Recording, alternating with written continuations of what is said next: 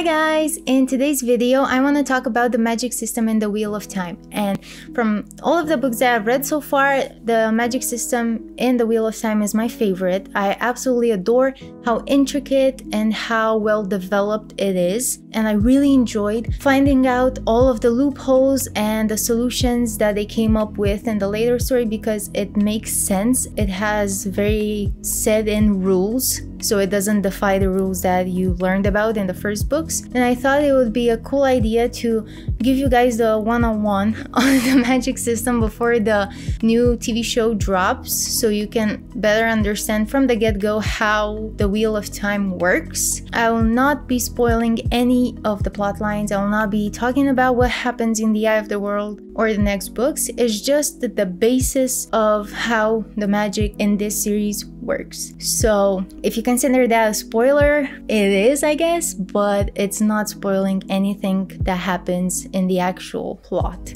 So let's get into it because I'm super excited to talk about it. So the Wheel of Time weaves this great pattern that is basically the whole universe of the series, and the source of energy that makes this turning of the wheel possible is called the True Source, and from it comes the One Power. Well, this One Power is divided in two halves. One is Saidar and one is Saidin, and these two halves work with each other and against each other constantly. Saidar is the female half of the power, Saidin is the male half of the power. And from the get-go, what I found very interesting was how differently the way they access this power, basically the One Power, is described. So the female channelers have to embrace the power and have to let themselves go in this ever-flowing river of pure power. Whereas the male channelers, they have to constantly battle with it, constantly have to fight in order to control it. Otherwise, they risk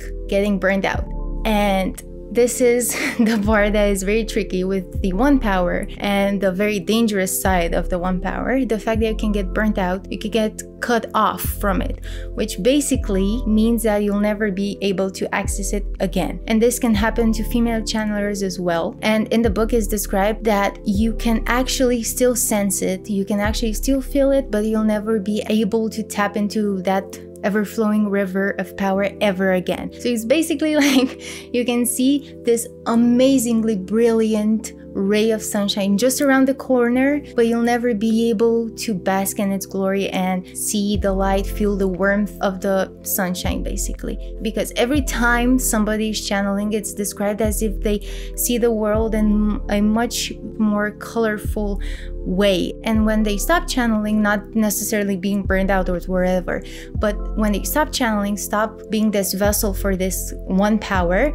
they feel as if the world is very dull, very morose. The colors go out. It's not as beautiful as it is with the One Power surging through their bodies. And knowing that they have this potential to see this amazing world and never being able to witness it again is just tragic. And many of, if not most of the people that are being cut off from the One Power end up dying, unfortunately, because they don't have a will to live anymore. They don't want to experience the world in this way.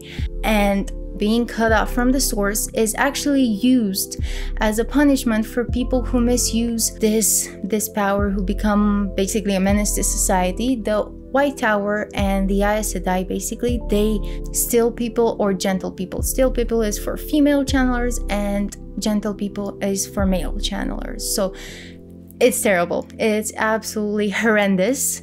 And you wouldn't want to be on the receiving end of being gentled. So terrible. Now let's get back into the happier side of being able to have this amazing ability. The people that are able to tap into this river of flowing power, they are able to accomplish great magical feats. They are able to live much longer. They are not as bothered by illnesses or very trivial things as normal humans are. And the process of controlling this power is basically, if you can imagine, like a river of flowing power, white power, and the channeler, male or female, it works the same way as I understood it. They tap into this water, this energy source, and this white energy comes through them. They are like the vessel for it, and through them they transform it into 5 powers, 5 threads of power, and it's earth, fire, water, air, which is also called wind sometimes, and spirit. And they use these threads to weave patterns for different magical actions. So if a channeler wants to make a fire weave, like throw fire at something or someone, they just need a thread of fire. When they want to heal somebody, they need threads of wind, air, and spirit. So it's a more complex weave. It requires more dexterity and more knowledge of being able to control and maneuver the power. And it's super interesting. It's super interesting to learn about all these weaves and how they are composed of, what threads they are composed of. And it's very satisfying. It doesn't feel dull reading about it because it's super different. Not each time, but it's super different because you have such a huge variety of options, of magical acts, of weaves, of patterns, of everything. And it's very cool as a reader of a 14-book series to not be bored by the magic system. From what I know, female channelers are more dexterous and are more prone to being better with weaves of air and wind, whereas male channelers are more powerful and more proficient with the fire and earth threads of weaves, basically. And this is not a rule, like female channelers can be way more powerful than male channelers, and male channelers can be more dexterous and more proficient with air and water. So it's not a rule, but it usually happens that way. It's just like real life, basically.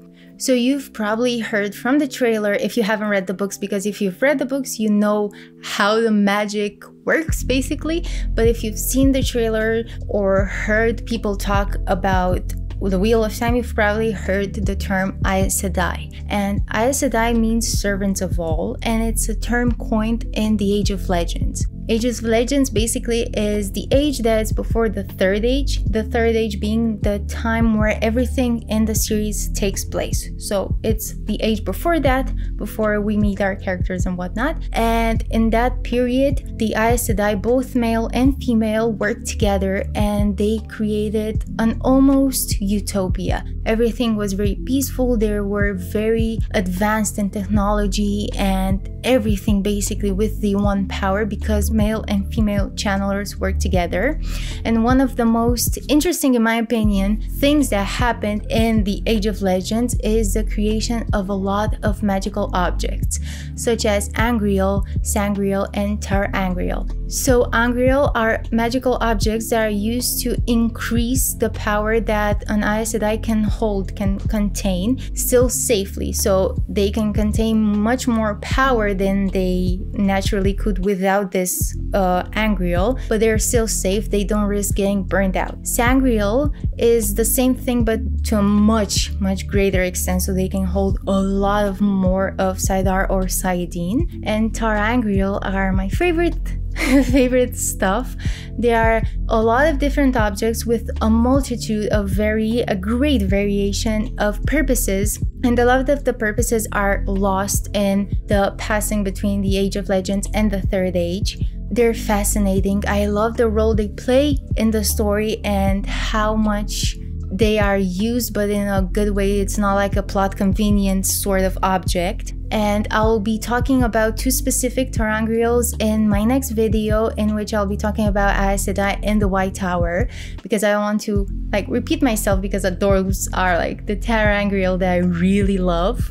So the last thing that I want to talk about in this Magic System Explained video is the fact that in the Age of Legends, the Aes Sedai, they sensed a new sort of power, and they decided to bore a hole in the Dark One's prison. And this led to the fact that the Dark One was able to touch the pattern. He was able to touch the male half of the One Power. He was able to touch saidin, and that led to the tainting of the One Power. That basically means that every single male Aes Sedai, when he was channeling the One Power, when he was channeling saidin, he had to fight a very oily and disgusting and tainted substance that was the Dark One's doing in order to get to the pure energy source, to get to the one power. And this constant battle, this constant fight to get to the one power made the male Aes Sedai go crazy,